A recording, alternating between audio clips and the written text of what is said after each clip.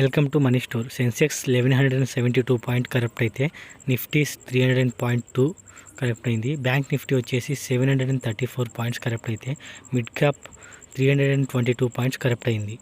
So ఈరోజు graph చూస్తే morning సెక్షన్లోనే హెవీ గ్యాప్ డౌన్ అండ్ కంటిన్యూస్గా selling pressure. So market volatility చూస్తూ ఉంటే కంటిన్యూస్గా సెల్లింగ్ ప్రెజర్ కనపడతా ఉంది.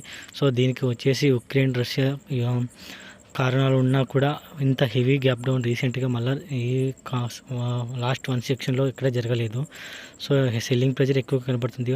ఆఫ్టర్నూన్ కొద్దిగా రికవరీ ఇచ్చే ఛాన్స్ ఉన్నా కూడా సో దానివల్ల ఢిల్లీలో ఉన్న కరోనా కేసెస్ ఇంప్రూవ్ కావడం, సో అక్కడున్న కేసులు పెరగడం రీజన్లో ఈ కారణాల వల్ల మార్కెట్ వచ్చేసి గ్యాప్ డౌన్ అయింది. సో లాస్ట్ 1 వీక్లో చూసుకుంటే 4 days హాలిడే కూడా వచ్చేసింది. సో ఇలాంటి రీజన్ల వల్ల గ్యాప్ డౌన్ కూడా వచ్చేసింది. So next bank Nifty. So bank నిఫ్టీలో వచ్చేసి సేమ్ సినారియో రన్ అవుతూ ఉంది. So Nifty bank Nifty is compare to same, but bank Nifty వచ్చేసి ఆల్మోస్ట్ ఫాల్ అయ్యే ఛాన్స్ ఉన్నా కూడా రికవరీ ఇచ్చేకి హెవీ ఛాన్సెస్ చూపించింది. సో అక్కడ ఆఫ్టర్నూన్ రికవరీ ఉన్నా కూడా అక్కడ సెల్లింగ్ ప్రెజర్తోనే ఫాల్ అయిపోతూ ఉంది. సో నిఫ్టీలో ఉన్నంత ర్యాలీ ఈక్వల్గా చూపిస్తుంది బ్యాంక్ నిఫ్టీ. సో ఇది ఎక్కడి వరకు వెళ్తుందో చూడాలి. సో నెక్స్ట్ మార్కెట్ క్లోజ్ అయ్యాక విప్రో నుంచి ఒక అనౌన్స్మెంట్ వచ్చింది. ఇది వచ్చేసి Wipro appoints to Satya Eswaran as a country head. So Satya ఈశ్వర్ని కంట్రీ హెడ్గా అపాయింట్ చేస్తున్నట్టు ఈరోజు ఆఫ్టర్నూన్ మార్కెట్ క్లోజ్ అయినాక ఒక అనౌన్స్మెంట్ మనకి సిఎన్బిసి వాళ్ళ నుంచి వచ్చింది. అండ్ సెకండ్ వన్ వచ్చేసి విప్రో అని ఒకటే కాదు. సో ఈరోజు టోటల్లీ ఐటీ సెక్టర్ మీద అంతా ప్రెజర్ పడుతూ ఉంది. సో ఐటీ స్టాక్స్ ఇది ఇలాగే కంటిన్యూ అవుతుందో, సో నిలబడుతుందో ఈ వితిన్ వన్ వీక్ ట్రేడింగ్లో తెలిసిపోతూ ఉంది. సో దీనికి రీజన్ చెప్పలేము ఇప్పుడు గ్యారంటీగా. నెక్స్ట్ ఇన్ఫోసిస్ నుంచి మార్కెట్ ఓపెన్ అవ్వడంతోనే huge gap down and continue selling pressure. Almost 7% near by close అయిపోయింది స్టాక్ వచ్చేసి. సో దీనికి రీజన్ వచ్చేసి మనీ కంట్రోల్లో ఉన్న ప్రకారం అయితే near by 48,000 crores sell off కనపడతా ఉంది. సో లోయర్ మార్జిన్ ఎస్టిమేషన్తో ఉంది. సో ఇది ఇలాగే ఉంటుందో కంటిన్యూ అవుతుందో చూడాలి. సో దీనికి రీజన్ ఇది ఒకటే కాదు, టోటల్ ఐటీ సెక్టర్ మీద ప్రెజర్ పడుతూ ఉంది. ఐటీ సెక్టర్ మీద అండ్ ఎస్టిమేషన్ చేసిన వాళ్ళు ఆర్బీఐ అనౌన్స్మెంట్స్ ఇలాంటి చిన్న రీజన్ వల్ల మార్కెట్ హ్యూజ్ గ్యాప్ డౌన్తో స్టార్ట్ అయింది. సో ఆ ప్రెజర్స్ అన్నీ ఇలాగే పడుతూ ఉండడం వల్ల ఇన్ఫోసిస్ హెవీగా ఫాలో అయింది ఈరోజు. లాంగ్ టర్మ్కి క్యారీ చేయొచ్చా అని ఒక డౌట్తో అడుగుతా ఉన్నాను. సో ఈ స్టాక్స్ వచ్చేసి హోటల్ సెక్టర్. ఇక్కడ హోటల్ సెక్టర్లో రీసెంట్గా కరోనా కేసెస్ పాజిటివ్ అయ్యాయి. సో ఈరోజు కూడా ఢిల్లీలో కొన్ని పాజిటివ్ కేసెస్ అనౌన్స్ వచ్చాయి. సో ఇలాంటి రీజన్స్ వల్ల మార్కెట్లో హోటల్ సెక్టర్లో మీద ప్రెజర్ పడుతూ ఉంది. సో ఇలాంటి సిచ్యువేషన్లో లాంగ్ టర్మ్ క్యారీ చేయొచ్చా అనేది గ్యారంటీగా చెప్పలేం.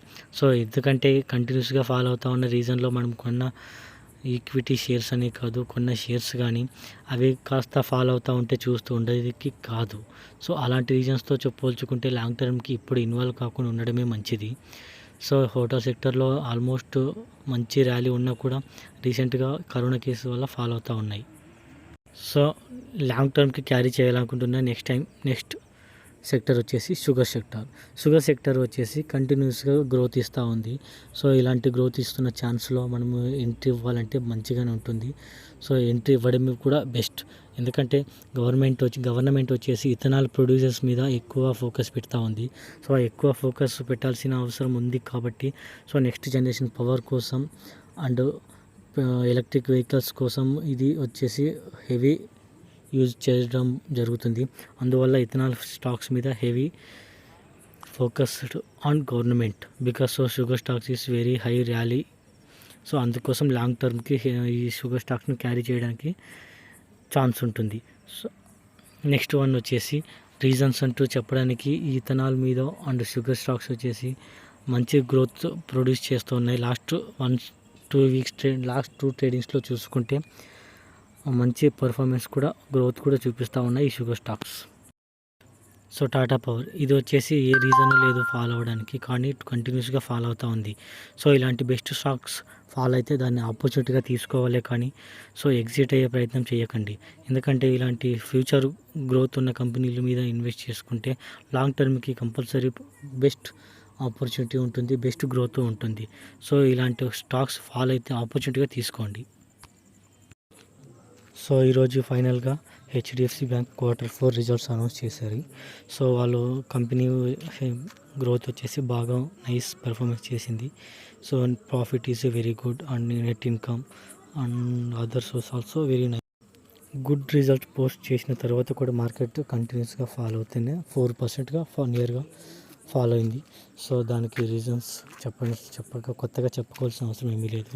రీసెంట్గా వాళ్ళు చేసిన హెచ్డిఎఫ్సి బ్యాంక్ అండ్ హెచ్డిఎఫ్సి రెండింటిని కలపడం, ఇలాంటి కారణాలు ఉండవచ్చు.